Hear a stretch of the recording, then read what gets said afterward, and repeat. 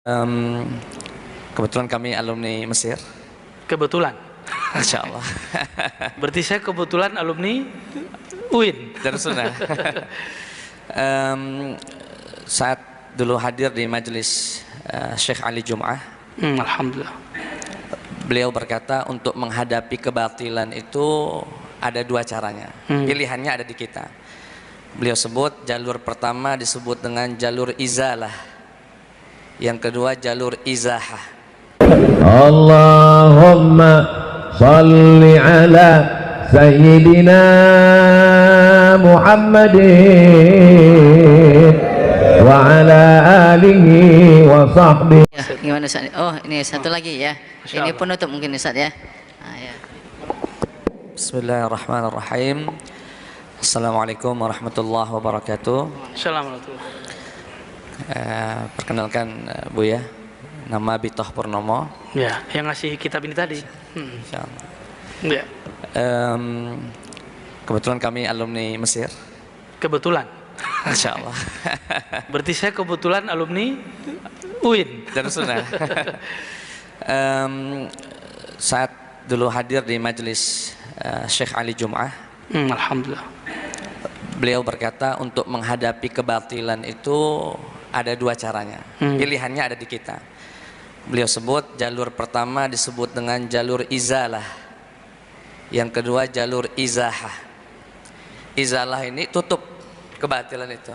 Jadi mohon maaf, ada kajian dari sebelah sana, kita minta pemerintah tutup. Waduh, Tapi mantap. ini justru akan menjadi Bumerang. buat kita sendiri, dan mereka bisa mengambil itu sebagai momentum simpatik. Ya. Oh, kami terzalimi, kami mau ngaji kami diusir, kami mau ngaji kami digeruduk misalnya. Sahih. Sehingga ada pilihan yang lebih elegan caranya, yaitu izahah. Izahah itu menggeser. Menggeser itu gimana caranya? Memasifkan yang hak sehingga yang batil dengan tersendirinya terpinggirkan. Dan ini jalur yang elegan. Nah, dalam momentum ini mungkin melalui video ini akan lebih banyak viewer Buya yang melihat ustadz-ustadz yang bermanhajkan ahli sunnah wal jamaah bergerak. Amin. Dengan begitu kan lama-lama tergeser mereka. Ya, insyaallah. Jangan minder, kadang-kadang minder. Mungkin karena bukan alumni Timur Tengah. Bahkan saya meski alumni Timur Tengah, saya yakin banyak alumni pesantren yang jauh berilmu dari alumni Timur Tengah. Bagus. Nah, ini dengar. Ulang lagi dong, Ustaz. Yang kenceng, Ustaz. Deketin, Tad. Ya, saya meski alumni Timur Tengah S1 sampai S3. Masya Allah. Tapi saya meyakini banyak, tidak semua juga, banyak alumni pesantren di Indonesia yang lebih berilmu daripada yang alumni Timur Tengah. Sahih. Muafiq. Insya Allah. Sehingga mungkin melalui momentum ini, ayo gerak masif, begitu insya Allah dengan sendirinya akan tergeser. Dan mungkin nanti minta testimoni dari Buya, kami ada juga bakal akan kajian marketing mereka, kita ambil cara marketingnya, karena mereka punya kelebihan di sisi marketing, branding, dan itu bagi orang awam mudah untuk dicerna. Oh, ini yang sunnah, oh ini yang salaf, padahal isinya tidak sesuai bungkusnya. Nah, kita ini kadang kalah dibungkus padahal isinya bagus. Ya, seperti tadi kajian ikut Asy'ari apa Salafi, orang awam jelas Salafi karena salaf yang lebih pikirnya, tapi orang yang mendalami lebih dalam jelas Asy'ari yang salaf, yang sesungguhnya Salafi. Sehingga insya Allah akan ada, mohon nanti testimoni dari Buya. Baik. Kami akan buat daurah 2 hari 3 hari per bulan, keliling ke masjid-masjid, minta pengurus masjid untuk ngirim anak-anak muda mengkaji sifat 20 itu. Alhamdulillah. Dan harus masif insya Allah. Dan mazhab insya Allah. Begitu Bu ya, mohon sekedar tambahan saja dan semoga ada informasi yang baik. Assalamualaikum warahmatullahi wabarakatuh. Syukran Ustadz Bito. Antum sampai doktor di sana ya? Belum sidang ya. Kita doakan semoga selesai. Ya sudah. Amin. Amin ya Rabb. Ya. Ini sebagai pengalaman di tetangga kita Riau, itu dulu juga sama Ustadz. Teman-teman antum yang dulu tamatan Mesir, tamatan Yaman, tamatan Sudan, itu bergerak sendiri-sendiri. Karena sendiri-sendiri jadi penakut. Jadi ini kejadian, ngumpul begini, ada satu di pojok celananya agak sedikit hemat ya. Cuma karena memandang dia yang satu itu, dia kemudian fokus kepada yang satu itu, menjaga hati yang satu itu, yang sarungan di sini, kemudian dia sakiti. Itu terjadi di Sumatera Barat, terjadi di Pekanbaru, terjadi di Riau. Kenapa? Si ustadz sendiri, dia bergeraknya sendiri. Paham maksudnya? Jadi kapan? Ini kalau ustadznya sudah berkualitas umat seperti Nabi Ibrahim, dia sendiri aja dia umat, nggak apa-apa dia sendiri. Cuma kalau masih kere, tuh kere nggak? Ya, kalau nggak bersama orang lain, dia nggak pede, maka butuh dia berjamaah.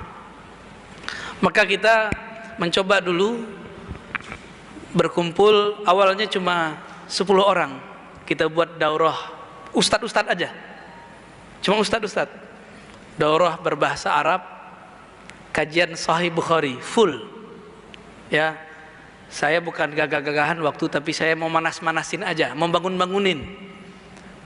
Waktu itu ustadz-ustadz Tamatan Timur Tengah sudah lama nggak ngomong bahasa Arab. Kita buat daurah dari pagi sampai sore pakai bahasa Arab. Tamatan bukan Taman Timur Tengah, Tamatan Ciputat. Ini bukan untuk gagagan, saya sengaja bikin, ya itu nyelenehnya saya kira-kira begitu. Bikin mereka bangun, bangun. Umat sedang tergoncang. Nah, karena ustadz ini hijabnya berat.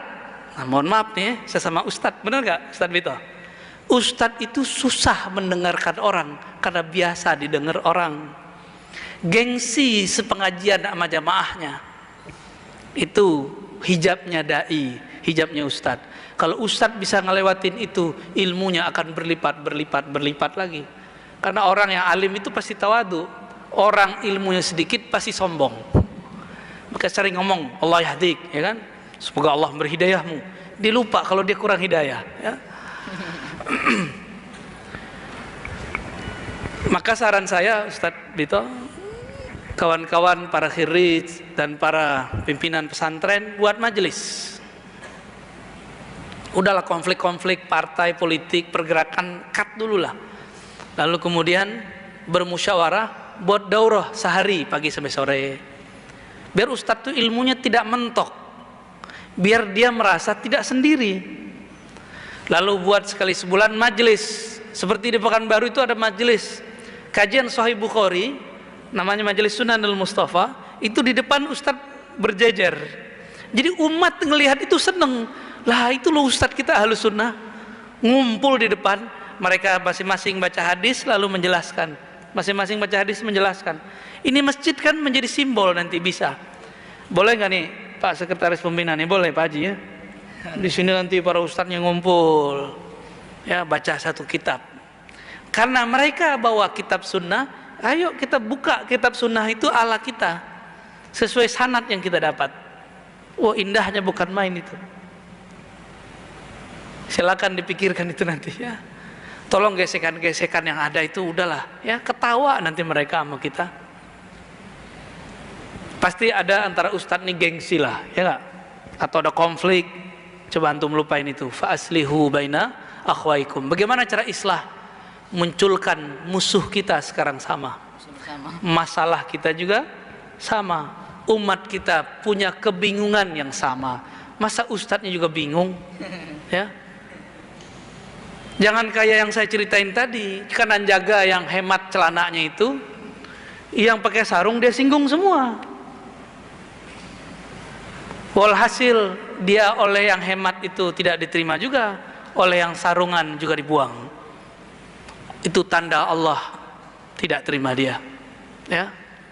Karena dia ingin jaga hati makhluk, tidak ingin jaga ridha Khalik. Ya, nauzubillah min dzalik. Ada lagi Ustaz? Ini informasi aja Ustaz. Oke, Ya Ustaz, ya. tadi pesan sponsor dari panitia minta kesediaan Ustaz Abuya Dr. Ini Razi ini setiap bulan atau 2 bulan sekali Ustaz bisa ngisi daurah seperti ini. Ya, Ustaz Abdul Hadi ya. Minta kesediaan antum. Dan besok diumumkan kepada jamaah, besok akan sholat Jumat di Masjid Agung Palembang ini akan langsung diimami dan khutbahnya diisi oleh beliau Buya Dr. Ar-Razi Hashim. Jadi bisa mengajak jamaah yang lain sholat Jumat di masjid ini ya. Mungkin untuk terakhir penutup dan kesimpulan Buya. Baik. Para asatiz, para jamaah, pencinta ilmu, pencinta Ahlus Sunnah, kita ini tidak usah benci Salafi, ya. Kritik boleh, benci tidak boleh. Karena Nabi Muhammad itu mewariskan rahmatan lil alamin. Karena beliau pun disebut di Quran Raufun Rahim, maka kita tidak boleh melanggar sifat ini. Jadi berdakwahlah dengan kasih sayang, dengan niat menyebar kasih sayang. Cuma kadang kita mungkin terbawa emosi, kita minta ampun kepada Allah Subhanahu wa ta'ala jika emosi ini membuat kasih sayang di hati menjadi hilang. Dan saya juga minta ampun kepada Allah jika ada yang tersinggung, apalagi tersungging. Apalagi para ustadz, para da'i tidak bermaksud menggurui, tapi hanya bermaksud mengingatkan bahwa umat membutuhkan antum yang bersama. Biarlah di luar orang terpecah-pecah, tapi kita bersaudara dengan sanad. Saya masih ingat dulu guru-guru kita ketika belajar itu, dia lihat sanad gurunya, nanti dia cari kawan dari guru dia ini siapa, si fulan. Maka dia datang ke kawan gurunya, dia sawan, cium tangannya, dan dia hormati murid-murid dari gurunya itu. Jadi mereka menjaga kekeluargaan nasab sanad, bukan hanya nasab jasmani, tapi juga nasab keilmuan rohani. Mari majelis-majelis begini kita hidupkan kembali, ya. Sebelum majelis ini nanti ditutup kembali. Ini kan sudah dilonggarkan karena sudah banyak yang vaksin, dilonggarkan. Nanti ada saatnya mungkin ditutup kembali. Sebelum itu ditutup, kuat-kuatkan umat. Mari bersama membersamai umat. Wassallallahu ala nabi Muhammad. Assalamualaikum warahmatullahi wabarakatuh.